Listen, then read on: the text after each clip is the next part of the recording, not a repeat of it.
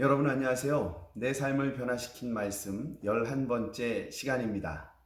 오늘도 하나님께서 우리에게 말씀해 주시고 우리가 그 말씀 속에서 하나님을 깊이 경험하고 또 주님의 말씀에 순종하여 하나님의 주시는 복과 은혜를 경험하는 그런 하나님의 사람들이 되기를 간절히 바랍니다. 기도하겠습니다. 하나님 아버지, 오늘도 우리와 함께 하셔서 정말 고맙습니다. 주님이 아니라면 우리가 정말 어느 곳에서도 평안과 기쁨과 감사를 누릴 수 없었을 텐데 주님이 우리와 함께 하셔서 우리 안에 기쁨과 즐거움과 감사가 넘치게 하셔서 고맙습니다. 항상 주님만 붙들고 살아가는 우리가 되게 하시고 주의 영광을 위하여 사는 하나님의 사람들이 되게 하여 주시옵소서. 예수님의 이름으로 기도합니다. 아멘. 오늘 하나님의 말씀은 서동일 목사의 삶을 변화시킨 말씀입니다. 사도행전 9장 31절입니다. 그리하여 온 유대와 갈릴리와 사마리아 교회가 평안하여 든든히 서가고 주를 경외함과 성령의 위로로 진행하여 수가 더 많아지니라. 아멘.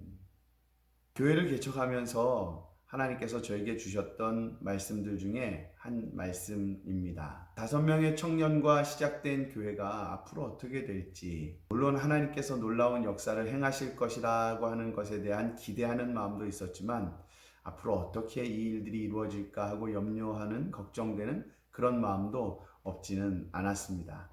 하지만 그때 하나님께서 저에게 이 말씀을 주시면서 담대하게 주님이 주신 길을 걸어가게 하셨습니다. 교회는 도대체 무엇인가? 교회는 어떠해야 하는가? 또 우리 교회의 앞날은 어떻게 될 것인가? 오늘 본문의 배경은 바울이 회심한 이후에 다메섹에서 예수님을 전하다가 죽을 뻔하고 도망을 나와서 예루살렘으로 올라가서 다시 거기에서 유대인 율법주의자들과 대화하다가 거기서도 죽을 뻔하고 그래서 다시 다소로 돌아가는 장면이 그 배경입니다. 그때부터 말하자면 목숨을 걸고 예수님을 전하는 사람들이 일어나기 시작했다는 것입니다. 물론 성령의 충만함을 경험한 예루살렘 교회는 사도 베드로 또 여러 다른 제자들에 의해서 복음을 열심히 전하고 부흥을 경험하게 되었지만 그 이후에 예수님의 직접적인 제자는 아니었으나 예수님을 알고 믿음으로 서게 된 바울 같은 사람들이 일어나서 이제 예수님을 전하기 시작하면서 새로운 국면을 맞이하게 됐다는 것입니다. 물론 그 국면은 편안하진 않았습니다. 목숨이 위협을 받는 그런 상황으로 이어졌습니다. 그러나 놀랍게 목숨이 위협받고 삶이 힘들어지고 어려워지면 질수록 우리 하나님을 알고 믿는 믿음의 역사는 점점 더 많이 일어나게 되었고 주님의 몸된 교회는 부흥하게 되었습니다. 오늘 본문의 말씀 속에서 교회가 어떤가라고 하는 것을 제가 발견한 것은 교회가 평안하여 든든히 서가고 그리고 주님을 경외함과 성령의 위로로 진행하는 교회, 이것이 하나님께서 정말 기뻐하시는 교회이구나라고 하는 것을 발견하게 되었습니다. 평안하다, 박해가 많음에도 불구하고 우리 주님을 믿고 우리 주님을 의지하면 평안할 수 있습니다. 또 평안하기 때문에 흔들림이 없어 든든히 서게 되는 것입니다. 또 오직 해야 할 일은 주님을 경외하는 것입니다.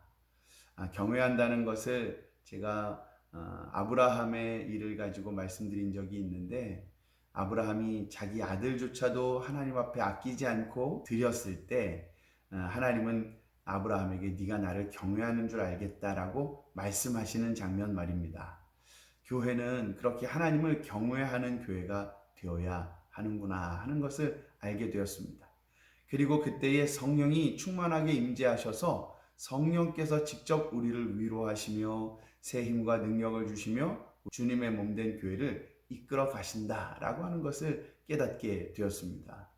그리고 나서 확실하고 분명하게 알게 된 것은 교회는 그리고 우리는 하나님을 위한 존재이지 하나님이 교회를 위해서 또 나를 위해서 존재하는 것이 아니구나라고 하는 것을 새삼 깨닫게 되었습니다.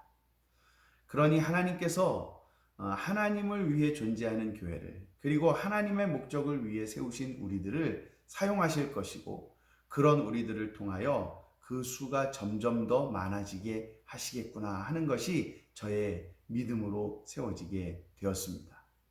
사실 그 후로 우리 교회가 어떻게 될 것인가 라고 하는 것 때문에 걱정해 본 적은 없습니다. 하나님께서 우리 교회를 이끌어 가실 것에 대한 믿음이 아주 강하게 그리고 깊이 경험되고 체험되었기에 그 후로 교회가 어떻게 될까, 교회가 뭔가 부족하고 모자라면 어쩌는가 하는 것들에 대해서 전혀 걱정하지도 염려하지도 않고 오늘까지 올 수 있게 되었습니다. 하나님의 말씀은 운동력이 있고 놀라운 능력과 역사를 나타냅니다. 그 말씀을 받은 사람들이 믿음으로 우뚝 서게 되는 순간 그 다음 세상 근심, 걱정, 염려 속에 사는 것이 아니라 주님이 기뻐하시고 주님이 원하시는 그 일을 위해서 앞을 보고 달려나가게 됩니다. 좌로도 우로도 치우치지 않을 것이고 뒤를 돌아보지도 않을 것입니다. 앞만 보고 우리 주님 향하여서만 곧게 달려나가는 그런 모습을 갖게 될 것입니다.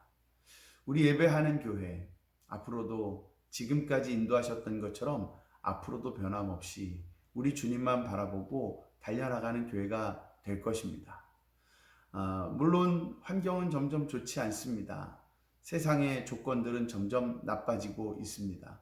그러나 우리는 세상의 조건을 따져서 하나님을 섬기고 하나님을 예배하는 교회가 아니라 그 여러 가지 나쁘고 어렵고 힘든 상황 속에서도 오직 하나님만을 붙들고 의지하고 섬기고 예배하는 그런 교회가 되어 나갈 것입니다. 마지막 부분의 말씀이 참 다시 한번 마음을 울리게 합니다. 심장을 뛰게 합니다. 그렇게 성령의 위로로 진행할 때에 그 수가 더 많아졌다라고 하는 것입니다. 오늘도 우리의 수는 점점 더 많아질 수 있습니다. 결코 그 옛날 예수님을 전할 때 경험했던 박해가 지금 있지는 않습니다.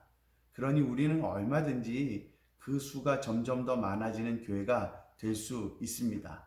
중요한 것은 이제 우리가 주의 주시는 평안함 가운데 든든히 서는 교회가 되어야 할 것이고 오직 예수 그리스도 그리고 하나님 아버지만을 경외함으로 성령의 충만함을 받아 성령의 인도를 따라가는 교회가 될 때 그때 하나님은 우리 예배하는 교회에 그 수가 점점 더 많아지게 하시며 부흥의 놀라운 은혜와 능력을 경험하게 하시며 세상을 향하여 빛과 소금의 역할을 감당하는 교회가 되게 하실 것입니다.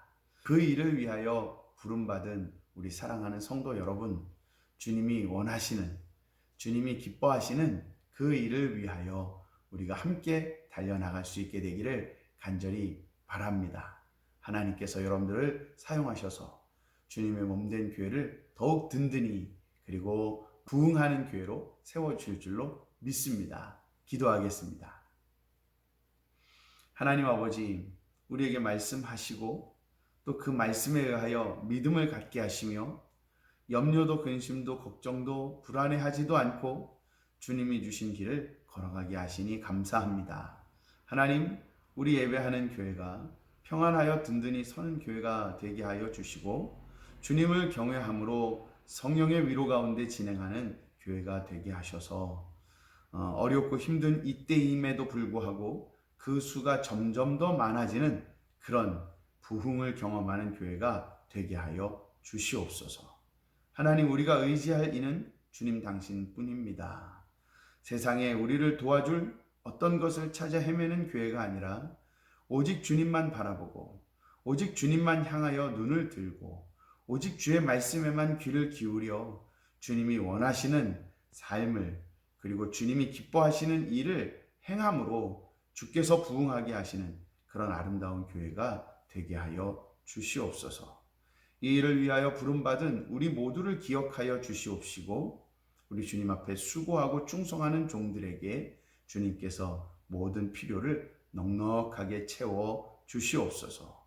오늘도 우리와 함께 동행하시는 주님께 감사하며 예수님의 이름으로 기도합니다. 아멘. 감사합니다. 서동일 목사였습니다.